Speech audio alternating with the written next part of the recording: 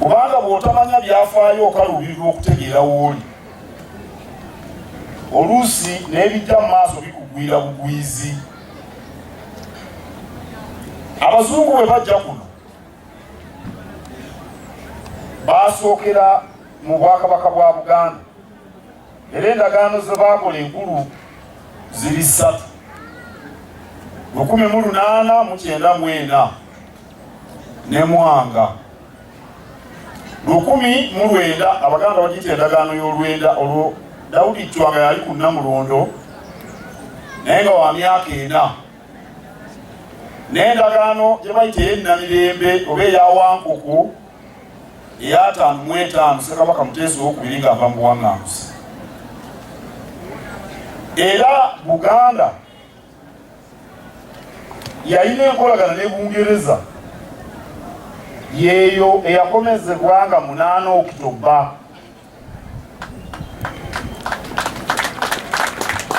Era Omulangira Edward gyali nozawezesa emyaka 9 agenda giweza nkya gyali yeyajja. Bwe mulaba obutambi obutambula Ssekabaka Muteesa ng'alina omuzungu ali mu yunifoomu y'amagye, yoyo Omulangira Edward Duke Weekend gyali. N'olwekyo ekyafaayo kikulu okutegeera, kubanga Buganda yawaayo obwetwaze bwayo eri Uganda yonna, netwefuga olw'omwenda lwe lw'enkya. Awo nno tulina omugabo munene nnyo mu Uganda. Era mmwe abakulembeze nga minisita, abalonde eri mu gavumenti eya wakati nga bano ababaka ba paalamenti, oba mmwe abalonde mu district, mulina omulimu okulwanirira omugabo gwaffe mu gavumenti eya wakati.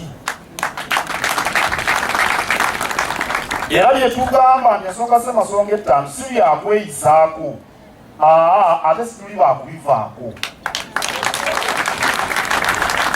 Tewayinza okubayo abantu abalowooza zino tujja kubeera awo tubiveeko. Tujja kubibeerako okutuuka nga tubituuseeko. Kwe ggwanga eryakabeerawo emyaka 9. Naye ensonga eno eya bulungi bwa nsi kyekimunze bannaye ku bintu abakulu b'amasomero abaleesa abayizi ate n'abazadde abaleesa abaana abato.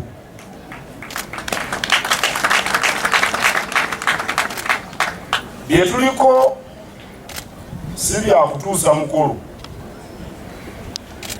tuli ku mulamwa mukulu nnyo. Abaana abato bwe balaba ebintu bino byewandiika ku mitima gyabwe ne mu bwongo. Kyekyo Omuganda kyagamba nti ejje lya Kabaka eriggwa mabega. Mbeebaza nnyo. Ssekabaka Ttembo ye yalengesa engoma Saagala agalamidde mu kyasa eky'15 n'atongoza enkola eno eya bulungi bwa nsi. Abantu ba Buganda ne bayiga okukolera awamu. Bannabyafaayo bangi bagamba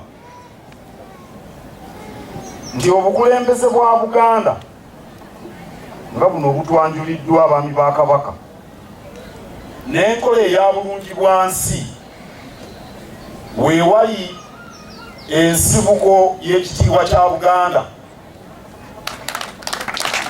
Gomesi zonna zimyanze amakanzu naye nga bano be bantu be bamu abakola bino byendaba mu makubo. Abaana bano abato tubawa kyakulabirako ki? Abasitera Maris bayimbye bulungi. Abaana bagambye nti twagala amakolero naye kiteesa omusiga ensimbi ekkolero mu butobazi kyeki? Musiga nsimbi nabaki atalina ssente zigula ttaka mu lukalu?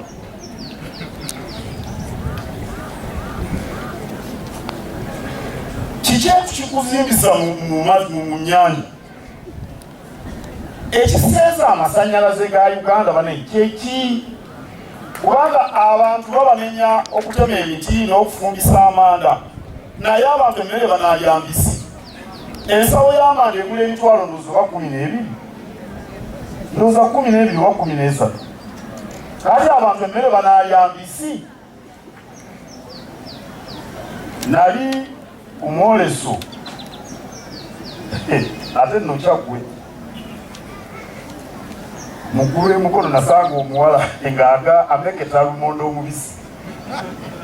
Kakati nze mu ngeri y'okumugamba nti sijuna muganda ogenda kulwala enfaana, nagamba katikkira amanda bagaseera katulye omubisi. Ekiseeza amasannyalaze kyeki? Yakawa mitwalo 3 ogenda okukyukako okwetoolotolako mu kutuuka nga yaweddeko dda. Amazzi Katonda yatuwa ga bwereere, ebiyiriro Katonda yatuwa bya bwereere. Abakyayina abatuwola ssente tibanajja kutugwa mu bulago. Lwaki tebatukwata nkulaba amasannyalaze tufumbisa ku masannyalaze tutaase obutonde bw'ensi?